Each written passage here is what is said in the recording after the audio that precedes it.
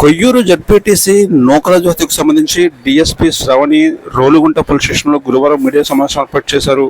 ఈ సందర్భంగా ఆమె మాట్లాడుతూ రోలుగుంట మండలం చుట్టజీపురంలో 10 ఎకరాల భూమికి సంబంధించి గడిచిన కొంతకాలంగా వివాదం కొనసాగుతోందన్నారు. ఇదే క్రమంలో ఈ నెల 20వ తేదీన నూకరాజు హత్యకు గురయ్యారని ఆమె పేర్కొన్నారు.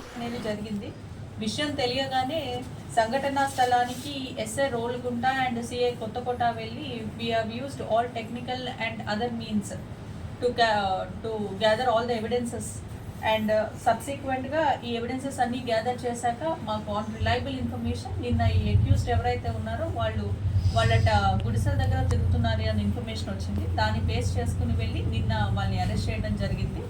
దీంట్లో టోటల్గా 7 అక్యూస్ని అరెస్ట్ చేయడం జరిగింది. వీళ్ళంతా అక్కడే గుడిసెలు వేసుకుని ఉండటం, వీళ్ళకి వారా నూకరాజు గారికి ప్రీవియస్గానే ఈ ల్యాండ్కి సంబంధించి కొన్ని డిస్ప్యూట్స్ ఉండటం జరిగింది. దానికి సంబంధించే వీళ్ళు మర్డర్ చేశారని వాళ్ళ స్టేట్మెంట్స్లో వాళ్ళు చెప్పారు.